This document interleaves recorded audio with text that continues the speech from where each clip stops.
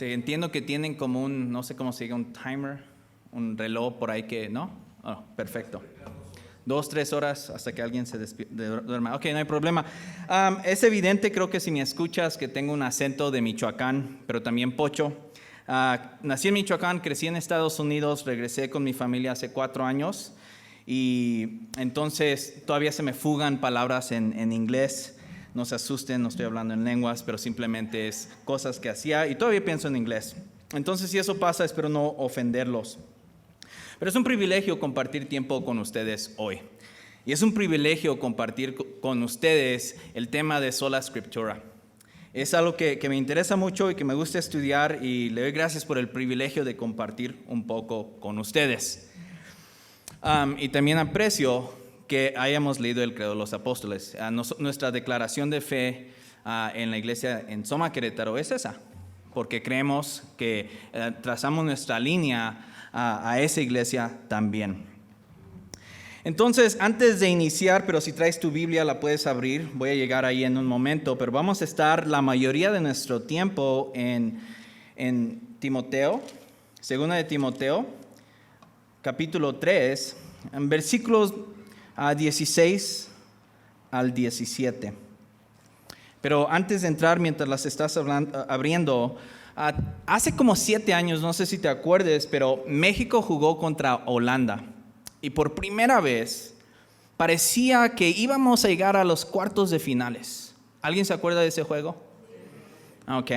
¿Y qué pasa, no? Un jugador holandés se tropieza, quién sabe qué pasa, se cae y 120 millones de mexicanos estamos viendo.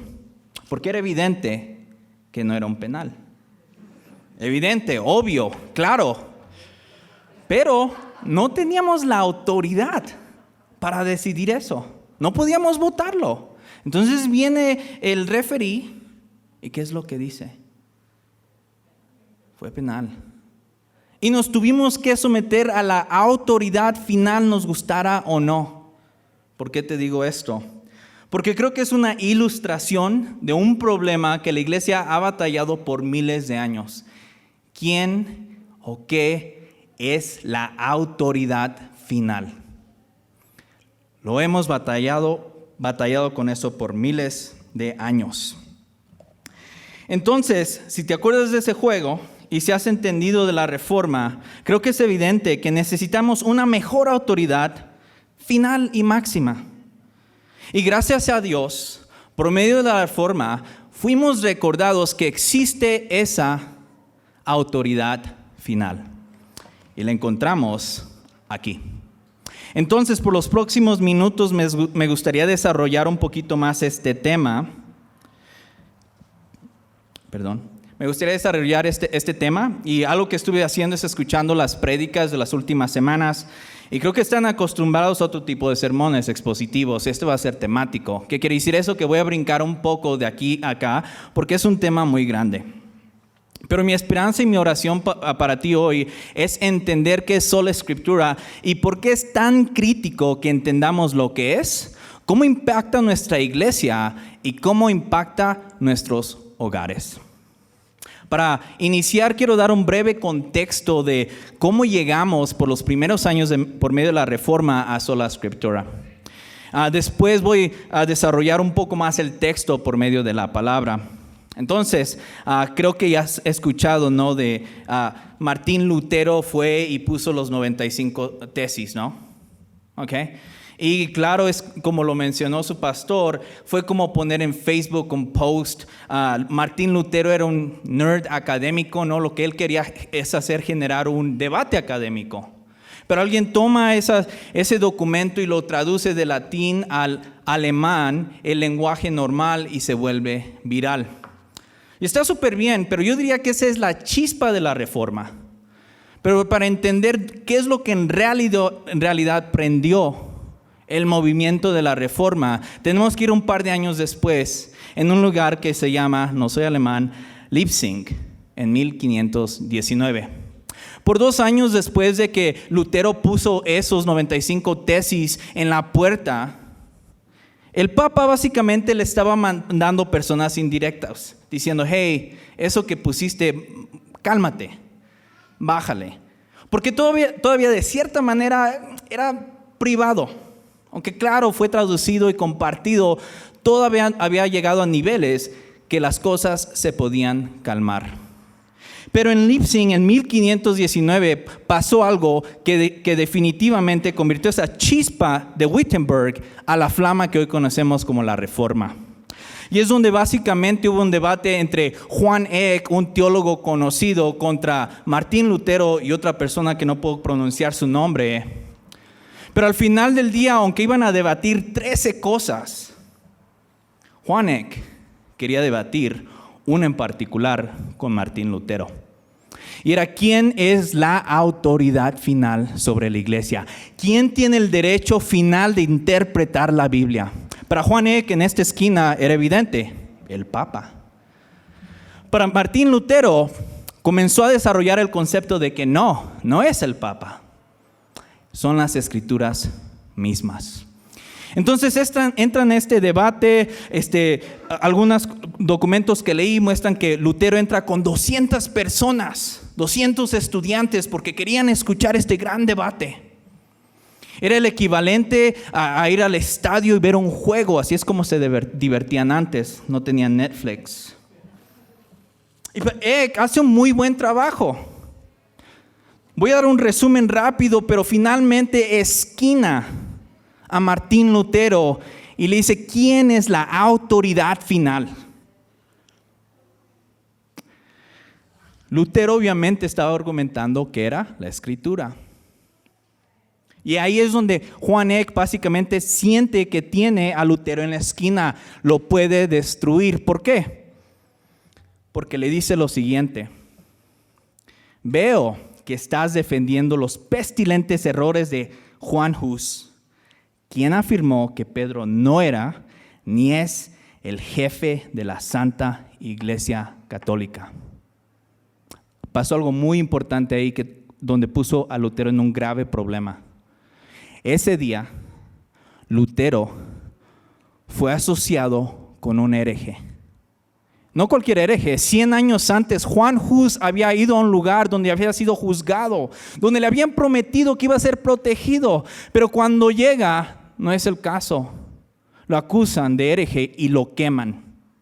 Entonces, el momento en que Lutero es asociado con Hus, hemos pasado una línea. Ha sido asociado con un hereje. No era tan popular porque Lutero, en uno de los almuerzos o durante el tiempo del debate, corre a la librería para entender qué es lo que estaba pasando con Hus. Porque decía: no, yo no soy un Husite. Pero después de que lee lo que estaba diciendo Hus, regresa a Lutero y afirma que sí, hay cosas en las que está de acuerdo con Hus. Hay cosas que está de acuerdo con lo que un hombre fue quemado por flamas por ser un hereje. Y ahí es donde dice esto, y esto es clave.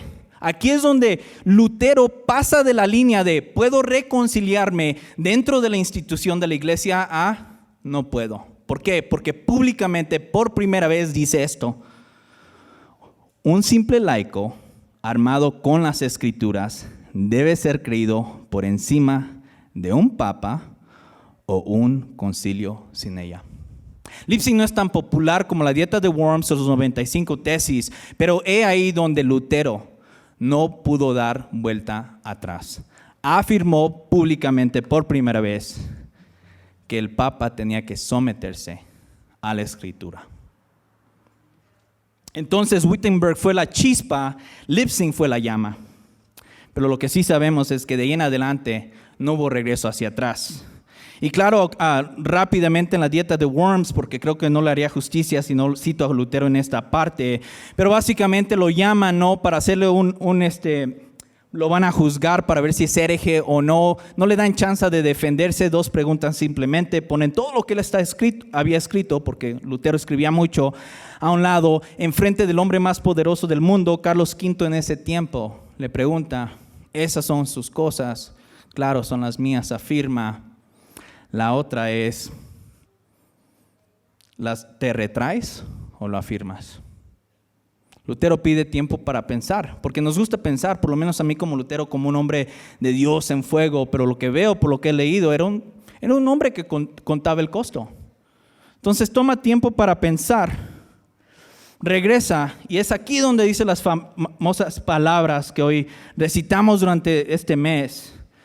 A menos que esté convencido por el testimonio de las Escrituras o por una razón clara, porque no confío ni en el Papa ni en los concilios, ya que es bien sabido que a menudo se equivocan y se contradicen, estoy obligado por las Escrituras que he citado y mi conciencia está cautiva de la palabra de Dios. No puedo y no me retractaré de nada, ya que no es seguro ni correcto ir en contra de la conciencia. No puedo hacer otra cosa. Aquí estoy. Que Dios me ayude. Amén. Y con esas palabras comenzó la reforma. Comenzó una serie de eventos que nos lleva a hoy. Pero no es la primera vez que un hombre se encuentra esquinado, sin nada más, y que tiene que buscar las Escrituras. Y es donde entramos ahora a 2 de Timoteo, capítulo 3, 16. Para el contexto brevemente, aquí está una carta pastoral de un padre espiritual a su hijo, el apóstol Pablo a Timoteo. El apóstol Pablo se encuentra en una decisión muy difícil. Sabe que está encadenado y que no va a poder librar esa. Básicamente le está diciendo adiós a Timoteo. Entonces, si te pones a pensar eso, si tienes que enviarle un mensaje a tus seres queridos, ¿qué les dirías? Apaga los frijoles, aquí está la cuenta de banco. No. El apóstol Pablo tuvo que escarbar y pensar qué es lo que le puedo dar a Timoteo. ¿Por qué? Porque Timoteo se encontraba en una posición muy difícil, similar al adulterio. Había muchos falsos maestros dentro de la iglesia en Éfesos que estaban ganando a personas y desviándolas. Timoteo se encontraba en una situación muy difícil. Iba a perder a su padre espiritual. Muchos en sí, como vemos ahí también en este libro, han abandonado a Pablo. Pablo no tiene mucho que ofrecerle en términos de recursos a Timoteo. Y es donde entramos al texto y le dice, para lidiar con todos estos falsos maestros, para lidiar con todas las cosas que se estaban desviando en los previos capítulos, les dice, toda escritura es inspirada por Dios y útil para enseñar, para reprender, para corregir, para instruir en justicia, a fin de que el hombre de Dios sea perfecto, equipado para toda buena obra. La mente de Pablo había sido cautivada por las Escrituras, al igual que la de Lutero, y Timoteo iba a necesitar eso. Pero me gustaría que entiendas que ahí el apóstol Pablo no le dijo, ¿sabes qué? Pues busca a Pedro, porque él sí es el mero apóstol, él va a saber todo, porque va a ser el primer papa. O busca a los otros apóstoles, porque ellos en realidad te van a apoyar. Lo que busca es simplemente las Escrituras, algo que Timoteo conocía. Y ahí donde les quiero dar la definición que voy a estar yo usando para Sola Escritura hoy. Se llama solo las Escrituras, porque es la palabra inspirada de Dios, es nuestra autoridad inerrante, suficiente y definitiva para la iglesia. Entonces vamos a desarrollar un poquito ese contexto, ¿no? Si pensamos de Sola Escritura como una silla que vamos a hacer, tiene 4 patas. La primera, autoridad final o máxima. Autoridad final o máxima. Quiero ser claro, no es la única, pero es la máxima, es la final. Podemos usar credos, confesiones, comentarios secundarios, pero no encima de la palabra de Dios. Es la autoridad final que gobierna sobre todas las otras autoridades. Es la regla que vamos a usar para medir todas las otras cosas. Matthew Barrett, un profesor, define la sola escritura de esta manera. Esto significa que todas las demás autoridades deben seguirse solo en la medida en que se alineen con las Escrituras, se sometan a las Escrituras y se consideren como subordinadas a las Escrituras, que son nuestra autoridad suprema. Rápidamente, sola Escritura no es nuda Escritura. Nuda Escritura nada más dice solo yo y la Biblia. Voy a apuntar eso en un momento. Sola Escritura es mi autoridad final. Tengo los institutos de Calvino, qué bueno, pero están sometidos a la autoridad suprema de la Biblia. ¿Pero por qué es eso? ¿Por qué podemos decir que la Escritura es nuestra autoridad final y máxima? La primera la vemos ahí en el versículo 16. Toda Escritura es inspirada. Toda Escritura es inspirada. Entonces, la Escritura es la palabra de Dios, en esa palabra inspirada, como dada por el aliento de Dios, en los autores humanos, que a su vez compusieron textos escritos, lo que hoy consideramos el Antiguo y Nuevo Testamento. Ponte a pensar que cada palabra, cada letra dada en la Biblia, de una u otra manera fue guiada, fue dada por medio del aliento de Dios mismo para nosotros. No fue como el Corán, ¿no? De que lo dictó a cada persona y ellos lo escribieron como si fueran zombies o si fueran títeres. No. Tenemos un Dios que puede usar las personalidades de un académico intelectual como Pablo y un Dios que puede usar la personalidad y el contexto de un pescador como Pedro para asegurarse de que, independiente de su cultura, de su contexto, tú y yo hoy tengamos todo lo necesario para conocerlo. Eso es porque Dios inspiró la Biblia. Deberíamos de preguntarnos, bueno, ok, si eso es el caso, ¿cómo llegó? ¿Cómo se ve ese proceso?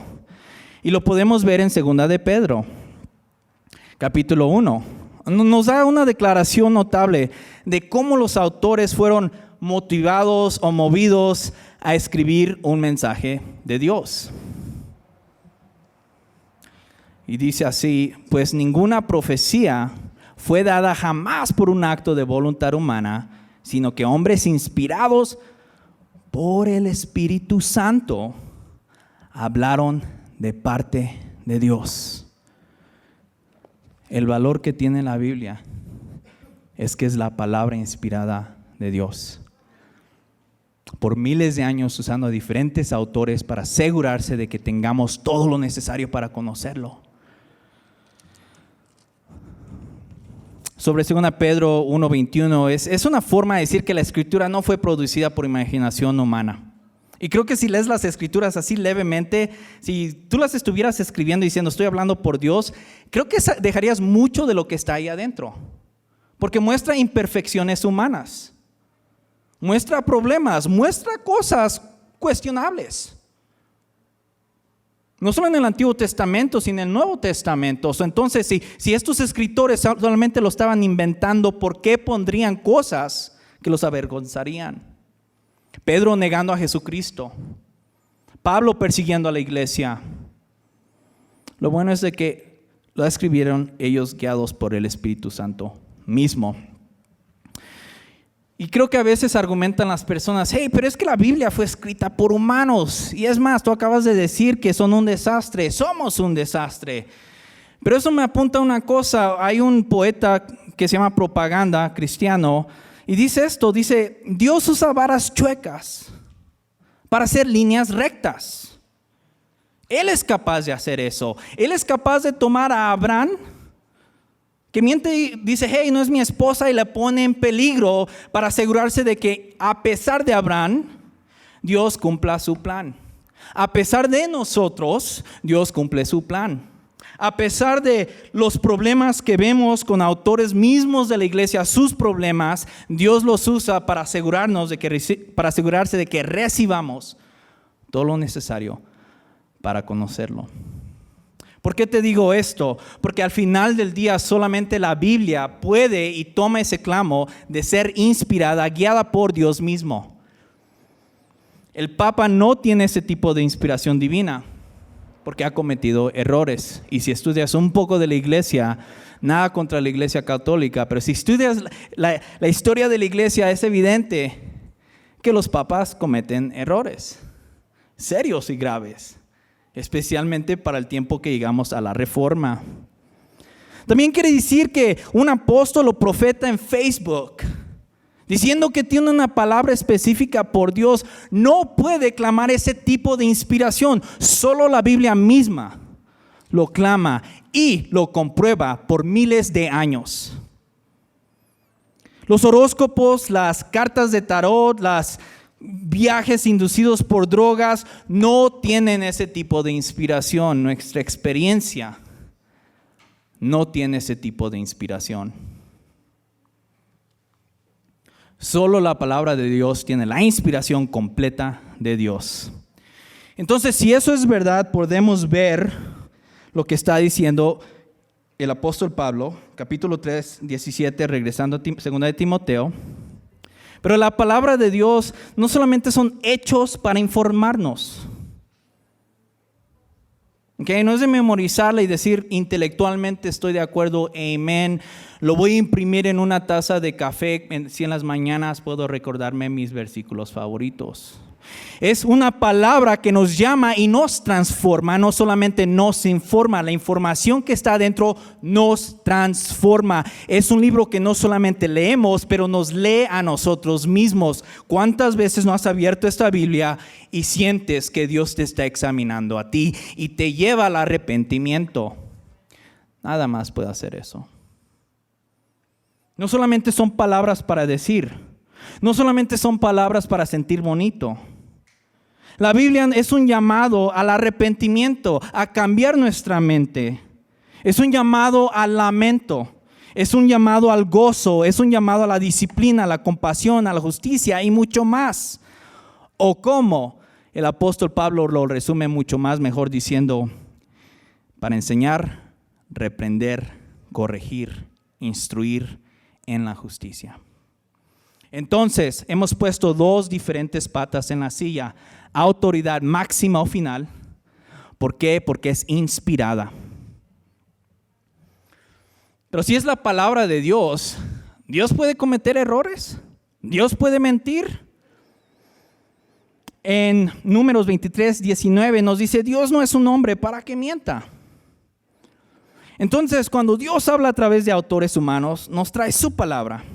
Y es una palabra verdadera. Dios nos dice la verdad y Dios no miente. Entonces podemos esperar que las Sagradas Escrituras sean la verdad porque Dios ha invertido su propia fidelidad y veracidad en ella. Salmo 12, 6. La ley del Señor es perfecta, que restaura el alma. El testimonio del Señor es seguro, que hace sabio al sencillo. Ok, eso sí, la palabra de Dios es perfecta. Dios no miente. ¿Por qué? Porque hay tantos problemas. Entonces yo diría que el problema no es la palabra de Dios, sino la interpretación de la palabra de Dios. Porque no podemos confundir nuestra interpretación con la palabra de Dios mismo. Entonces tenemos que abordar los textos con humildad, sabiendo que a veces lo que nosotros creemos puede ser incorrecto. Te voy a dar unos ejemplos porque no es algo ajeno, es algo con lo que los reformadores magisteriales batallaron.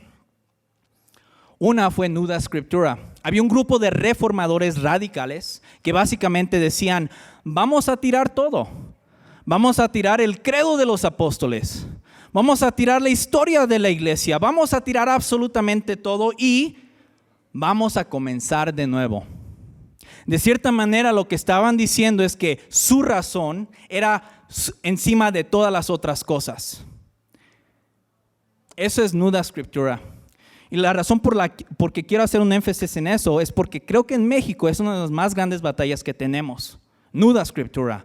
Lo que yo pienso, lo que yo digo, Tiro todo lo de la iglesia, tiro todos los credos, las confesiones y solo Dios me está hablando a mí y solo yo tengo la interpretación correcta. Eso, hermanos y hermanas, se llama nuda scriptura y es algo que los reformadores magisteriales batallaron.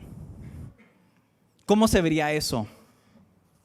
Voy a exagerar, ¿no?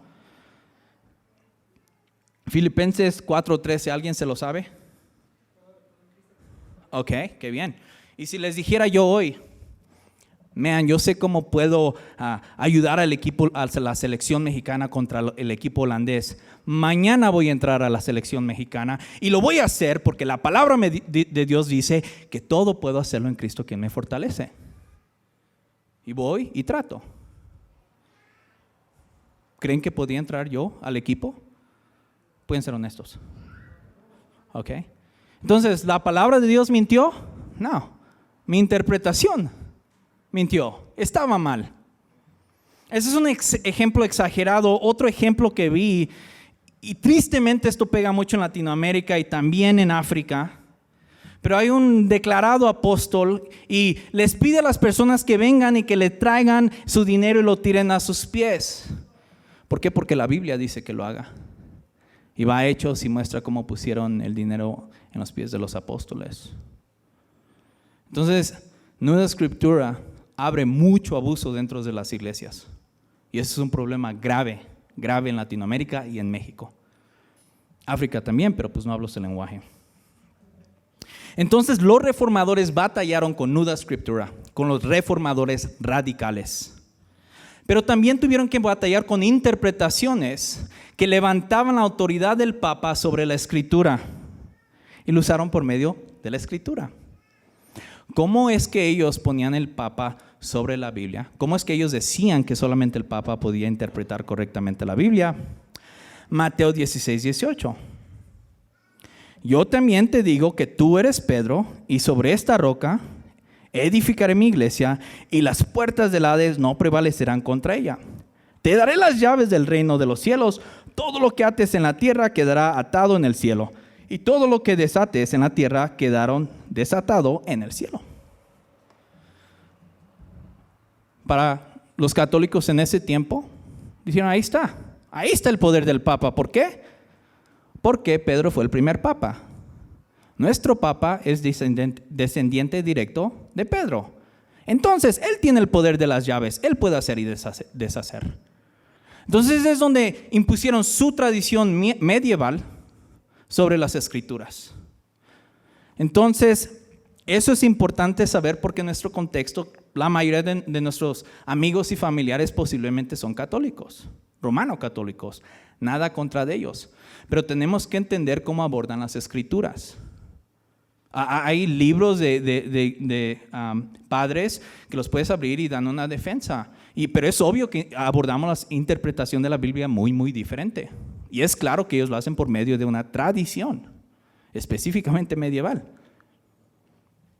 Entonces, los reformadores batallaron con nuda escritura y con tradición sobre la escritura. 3 patas que le hemos puesto a sola escritura. Nuestra autoridad máxima, porque es inspirada y porque es la palabra de Dios, es inerrante. Pero nosotros podemos cometer errores. Última cosa sobre inerrante. Si entendemos este concepto de que podamos cometer errores cuando lo interpretamos, es bueno leerlos con la iglesia. ¿Qué quiero decir con eso? Leerlos en el contexto del credo de los apóstoles. No estamos reinventando algo. Leerlo con lo que han dicho santos de otros siglos, como Calvino, como Lutero, sabiendo que ellos pueden cometer errores también. Como obviamente Kuyper y Bavinck, si me conocen, saben que los leo mucho. Pero ellos no son la autoridad final y pueden cometer errores. Algo que aprecio mucho de Coram Deo es que escucho citar a otros autores. Es como decir, espero no se ofendan, pero mi barrio me respalda. Sé que cuando están interpretando la Biblia, no es solo, es en equipo, honrando la iglesia misma de Cristo por siglos. Pero también, y la última pata de sola escritura es suficiente. Suficiente para equiparnos como lo hemos visto en 2 de Timoteo, capítulo 3, 16 al 17.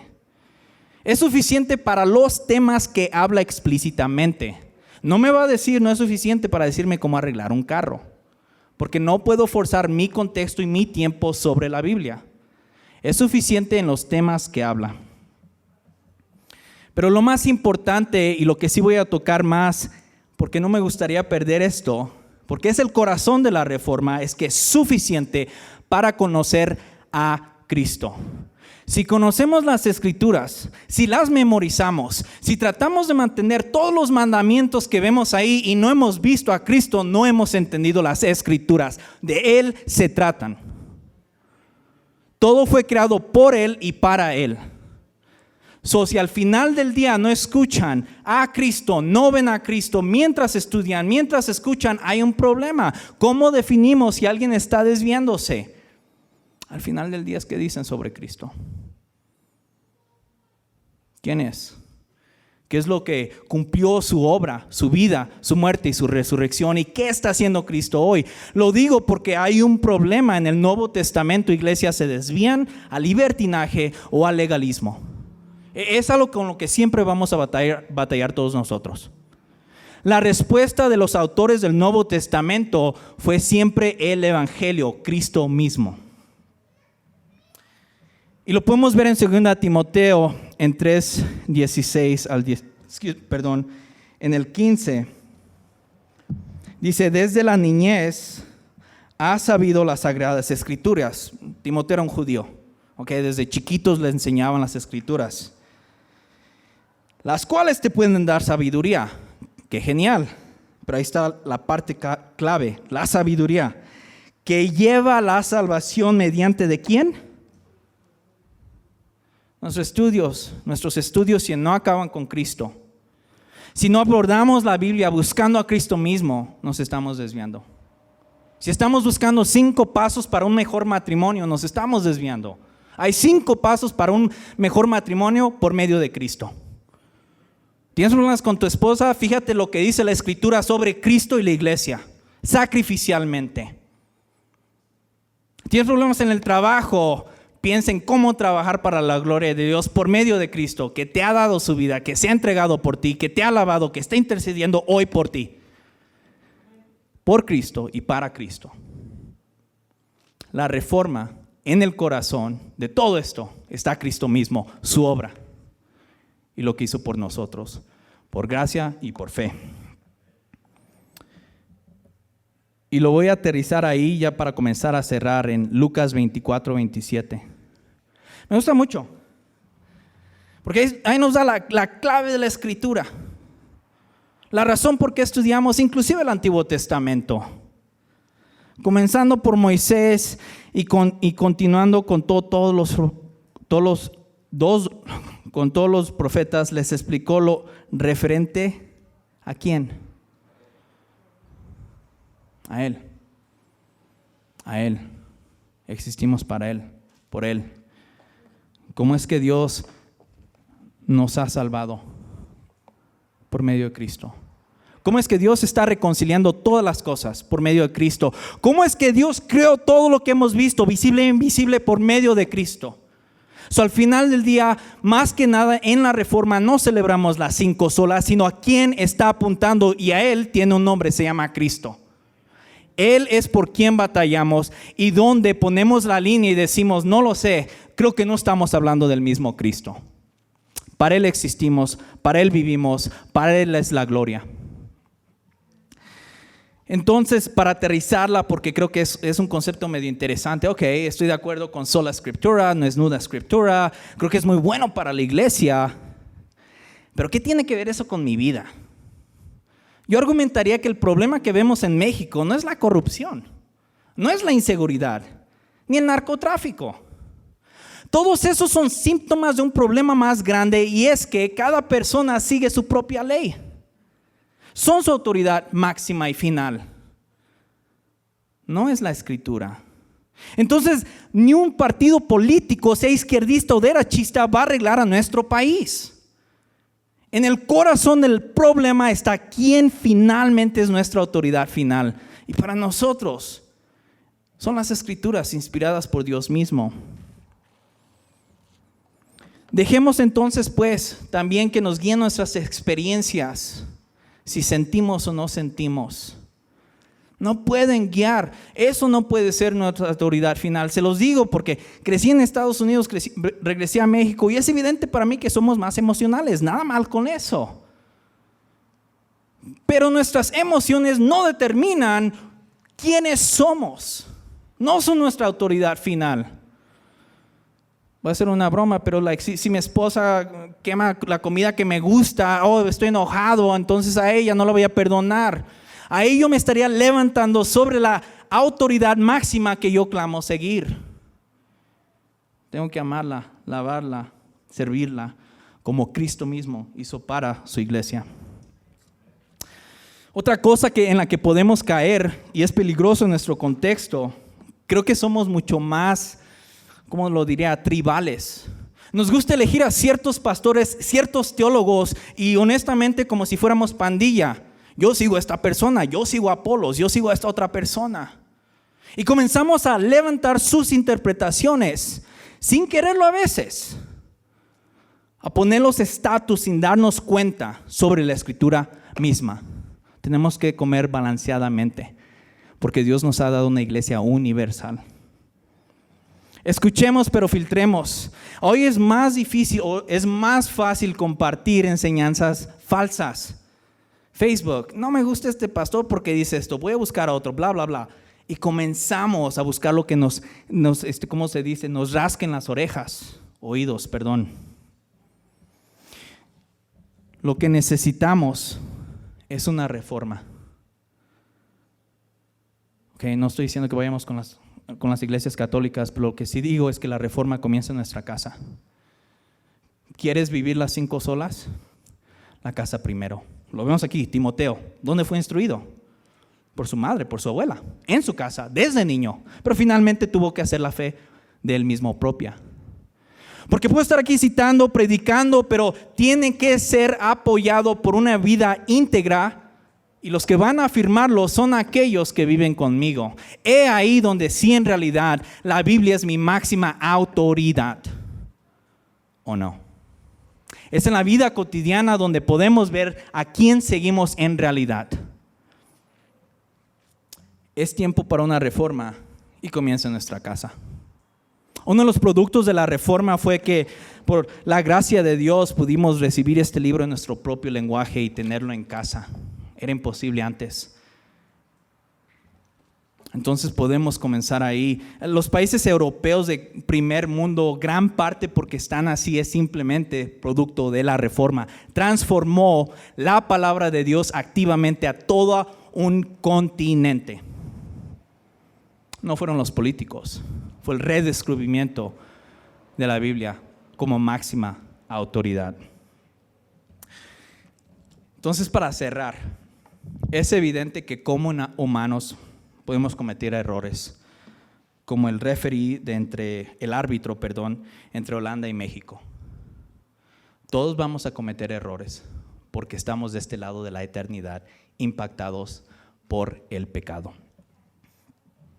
Todos vamos a tener tendencias de cambiar el creador por la creación, de hacer nuestras propias leyes. La buena noticia, como la vemos aquí, es que a pesar de eso, Jesucristo vino a morir por nosotros. Nos ha reconciliado con el Padre y nos llama y nos da la oportunidad a conocerlo más por medio de sus sagradas Escrituras. Oremos. Padre, gracias por tu amor. Gracias por Jesucristo. Gracias por su vida, por su muerte, por su resurrección. Y gracias porque hoy en día está intercediendo por nosotros.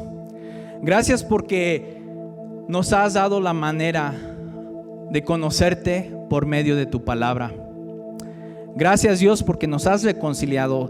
Gracias, Dios, porque nos has dado tu Espíritu Santo, quien nos enseña. Gracias, Dios, por los hombres y mujeres de la fe por miles de años. Gracias, Dios, porque no estamos solos. Gracias, Dios, porque nos has conectado a la iglesia universal. Gracias, Padre, por el trabajo que tú estás haciendo aquí en Coramdale. Gracias porque tú estás llamando a mis hermanos y mis hermanas a ser testigos de cómo se ve una vida impactada y transformada por el Evangelio, sometido a las Escrituras. En las áreas, Padre, donde no estamos siendo sometidos individualmente o como familias a ti, te pedimos perdón. Pedimos que seas tú el que nos cambie nuestras mentes, que seas tú el que nos guíe para vivir una vida que te traiga a ti la gloria y que apunte siempre a ti. En nombre de Cristo.